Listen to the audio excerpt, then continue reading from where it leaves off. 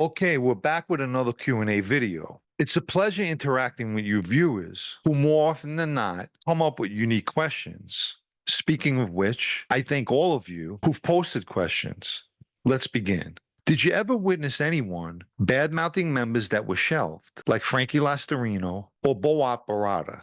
Let me just say this about people being shelved. Just because a guy gets shelved doesn't mean that they're bad guys. I've personally only heard about two members being bad-mouthed. Stevie Kriya was bad-mouthing Boat when Boat was on the shelf. And the second shelf member that was bad-mouthed was Anthony Grado. The Luccheses have a New Jersey faction. Does it beat to its own drum, since from history, they were all inbred? How can New York really know what's going on without any real connection? Put it this way, the Jersey faction have learned from history. What I mean by that is years ago, when they tried walking to the beat of their own drum, the entire crew was marked for death. New York runs the show, and they know exactly what's happening in New Jersey, and has always kept that faction in check. How did your associates make cash to kick up to you weekly? For starters, where are you getting this information about people kicking up weekly? Associates are involved in many things, like gambling, for example, which I've always made myself an equal partner in. Do you feel like the Mafia would have been in better shape long term if they would have been stricter with the requirements of getting straightened out? Although I do agree with having stricter requirements to induct new members, whether it be the amount of time spent as an associate or whatnot, it's the disregarding of the rules that cause most of the problems. And I always speak about the rules because I've witnessed the continuous flow of breaking them. Did Vic have a say in who was the underboss and consigliere, or was it the acting boss who had the final say on who was within the family's administration? I'm not sure what time frame you're referring to, but it was Vic who put the acting bosses in place. As for forming an administration, he's most likely kept aware of any changes that are being made. In Vic's case, he cares about one thing, an administration who recognizes him as the official boss and keeps that money coming to him.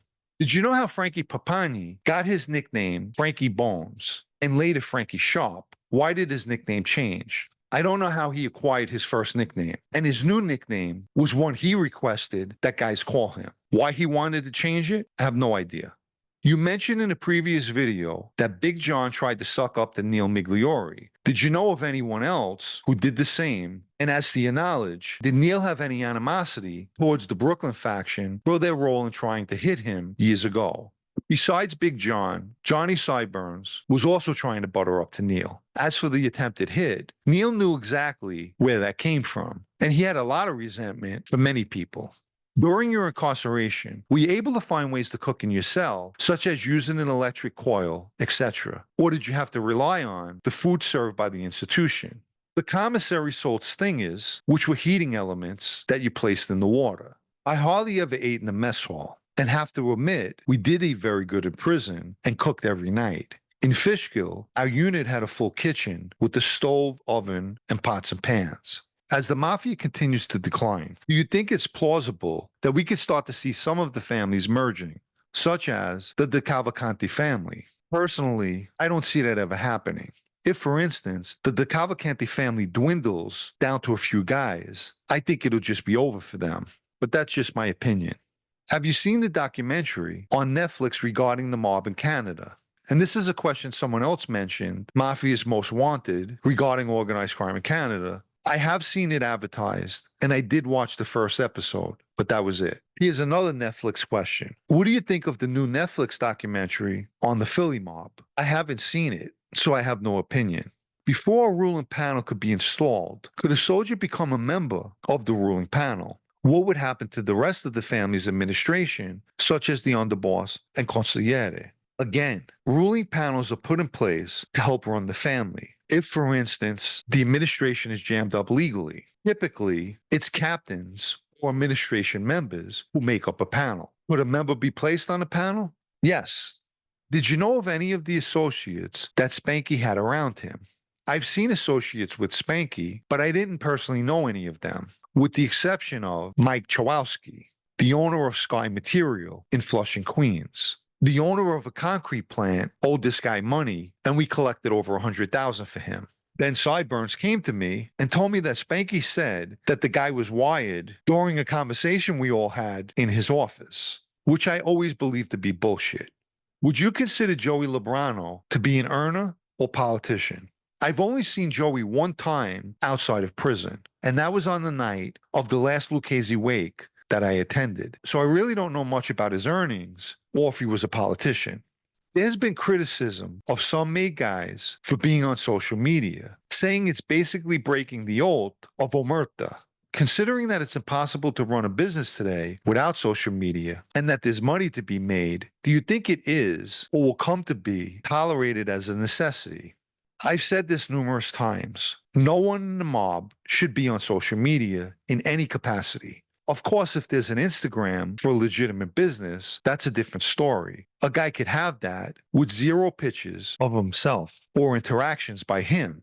In most cases, someone else will handle the Instagram. There has always been zero tolerance for social media, and this goes back to my time in that life. If you haven't liked this video yet, please take the time now and give it a like, as it helps with YouTube's algorithm. Anyone who'd like to show their appreciation for videos like this, or more importantly, help me to continue making them, you can donate with the Super Thanks icon down below, or through the PayPal Cash App links in the video's description. Let me quickly mention my blog, also called Sit Down News, especially for those of you who still enjoy reading. The site can be found at sitdownnews.com and is a paid subscription. Can you explain the connection between the Mafia and the Freemasons and what benefits they get by joining the Freemasons? If you look back in history, there are Mafia bosses, Cosa Nostra and 'Ndrangheta specifically, who joined Masonic lodges. And as most people know, Masons have among their members extremely powerful people, all the way up to government, judges, businessmen, politicians, etc.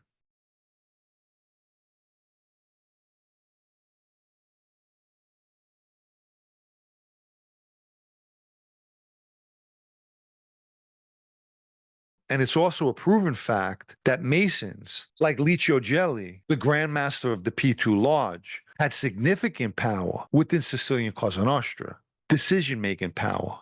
So to answer the question, the benefit was experienced on both sides.